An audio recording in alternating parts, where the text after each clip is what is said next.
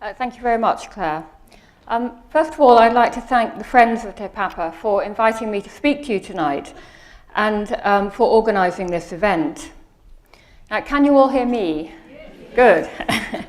The V&A is delighted that Te Papa will be the second venue for our wedding dress exhibition, Unveiled, 200 Years of Wedding Dress, from the Victoria and Albert Museum.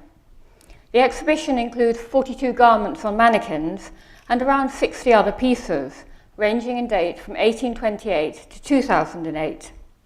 As well as some of the museum's most glamorous, romantic and historically important wedding dresses, you'll be able to see headdresses, veils, bonnets and shoes, gloves and garters, and wedding favours, luxurious lingerie, and not forgetting the bridegroom, some very stylish menswear. Tonight, what I hope to do is to give you an insight into the exhibition and the book I wrote to accompany it. I'll be talking about my research and how this guided my writing and my selection of garments for the display, and also about the challenges that I and my colleagues faced during the development of the exhibition.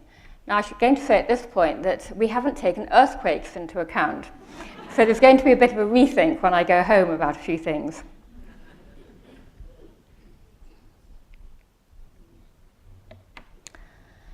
When I told friends and colleagues that I had been asked to curate an exhibition about wedding dress, I was surprised by how many people asked me about the white wedding dress.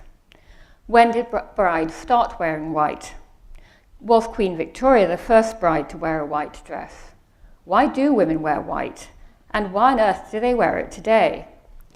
And I was also struck, we'll come back to that later.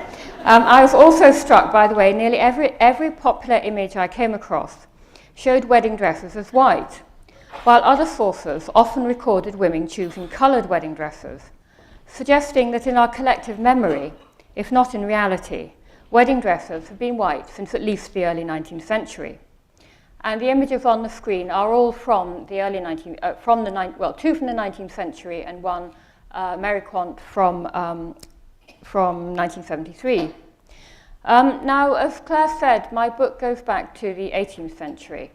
When I started researching the exhibition and the book, with this focus on white, I wanted to know what had happened in the 18th century.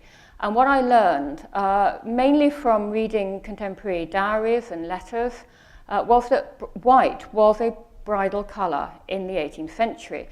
It wasn't the most prestigious colour. The most prestigious colour was to wear what the royal family wore, and that was to wear a silk, either woven or embroidered, with silver metal thread. And many aristocratic women followed their example and showing their allegiance to the crown by doing this, and importantly, their wealth and status. But white was a popular choice both among wealthy upper-class women and among aristocratic women. Because white at that stage, and well into the 19th century, was very much a wealthy woman's colour. It implied that you had servants to look after your wardrobe and to keep your clothes clean, and that they had the skills to keep silk clean, which required specialist skills and care. And it also implied that you had actually quite a substantial wardrobe, that you could actually accommodate a white dress in your wardrobe.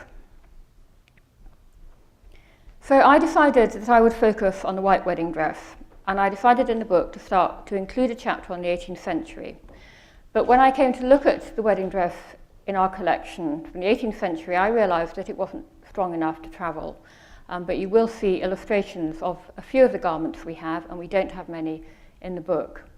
Having said white was a bridal colour, the main middle class choice was a pastel coloured dress, often patterned with flowers, and that's very common.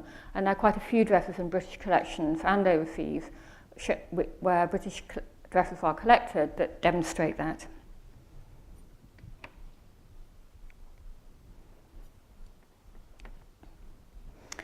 Now, white was a wealthy woman's colour.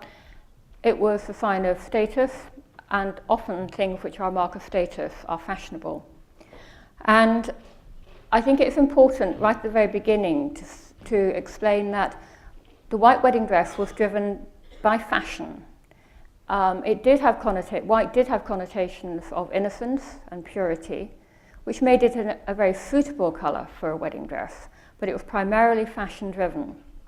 So when I turned to the V&A's collection, its 19th century collection of wedding dresses, I wasn't surprised to find that we had a preponderance of very nicely made white dresses. And this reflected the V&A's focus on fashion and collecting objects that exemplify good design and high standards of manufacture.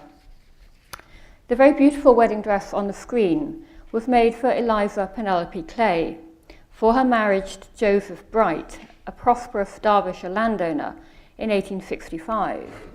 Now, at 38, she was rather old to wear white. White was thought to be a colour for young women, and at 38 she really was pushing it a bit. But she was very wealthy in her own right. She'd inherited money when her father died, and it enabled her to show off some wonderful lace, both on the dress, it's got a very deep flounce on the skirt, and in the veil, which doesn't match, and is actually, it works very well with the flounce on the skirt, but the veil is actually of a much higher quality than the flounce on the skirt. And when you fold it from point to point, the lace is always on the outside, the pattern of the lace is always on the outside, which is a sign of good quality. And just as women in the past, in the 18th and 19th century, wore their wedding dresses again, they also wore their veils again, and they would wear them with evening dress. Women were very thrifty in the past, however wealthy they were, and it was very unusual to wear things for a single occasion. So the dress is beautifully made. It's very high quality dressmaking. The bodice is lined with silk, not cotton, and the white silk satin is a perfect foil for the crisply patterned lace. And that's shown to full advantage in this style of dress worn in the mid-1860s. It's before bustles come in, but when you have the volume of the skirt projects to the back.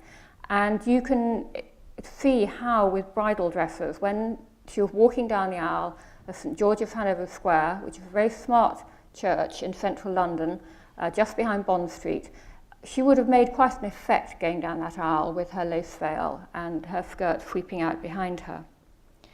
Now, the V&A acquired Eliza's dress from her daughter, who actually bequeathed the dress to the museum. She didn't give it during her lifetime. And she wrote a very touching letter offering it to the museum, which is reproduced in the book. And it shows her deep emotional attachment to her mother's dress and a great pleasure it gave her. She explained how she liked showing it to people and how much they admired it. And that she didn't want to be parted from it, but she wanted to bequeath it. For today's curator, this letter is a very valuable social document, which highlights the meanings objects hold for individuals and why so many have been generously given to museums across the world. Now, the painting I've put this dress with is by George Elgar Hicks. It's a very famous painting in Britain. It was painted in 1862, and it's called Changing Homes, and it shows the wedding breakfast, and that moment when the bride and the groom are about to leave, so she's leaving her old family, as it were, and to start her new life. So it shows quite a poignant moment in the wedding ceremonial. By the mid-19th century, weddings were becoming much, much more elaborate. In the 18th century, they were quite simple and often only attended by a very small number of people. But by the mid-19th century, they were getting much more elaborate and people were spending much more money on them. I think there are two reasons for this. The middle class was growing in size and was actually becoming much more prosperous. And so tradesmen were targeting them. I have had many weekends when I've been at my computer reading 19th century newspapers, and the classified ads are absolutely riveting. And they just showed how many people, from stationers, florists, tailors, photographers, they're all targeting weddings. So lots of announcements in the classified ads like wedding stationery, wedding photographs, wedding waistcoats. So that commercialization is really beginning in the mid-19th century.